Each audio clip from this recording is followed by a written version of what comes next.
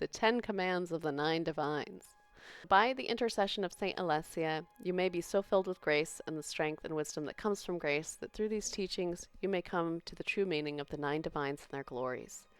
To convey to man's mind all the manifold subtleties of truth and virtue may not be done, were all the seas ink and all the skies the parchment upon which their wisdoms were writ.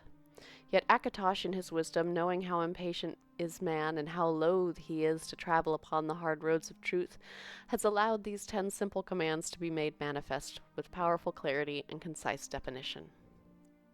1. Stendar says, "Be kind and generous to the people of Tamriel.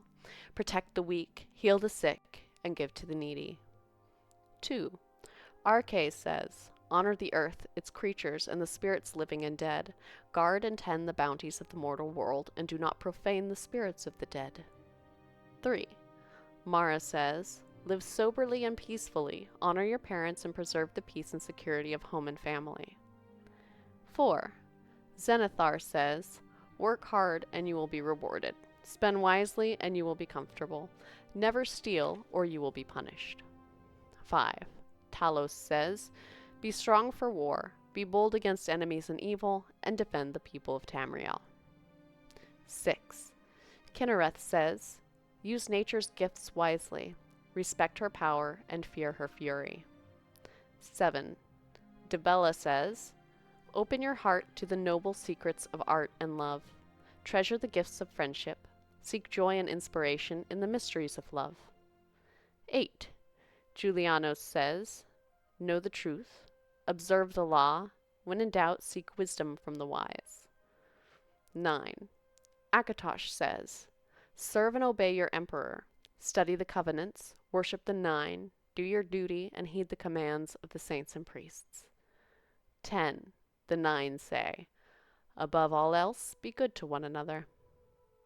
If only each man might look into the mirror of these commands and see reflected there the bliss that might unfold from them were he to serve in strict obedience to these commands, he would be cast down and made contrite and humble.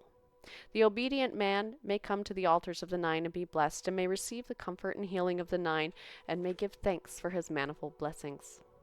Heedless, the wicked man turns away, and, forsaking the simple wisdoms granted to him by the all-wise and all-knowing 9, he lives in sin and ignorance all the days of his life. He bears the awful burden of his crimes, and before men and God his wickedness is known, and neither blessing nor comfort may he expect from the altars and shrines of the 9. Yet the wicked and foolish are not doomed, for in their infinite mercies the 9 have said, 'Repent, and do good works, and the fountains of grace shall once more spill forth upon you.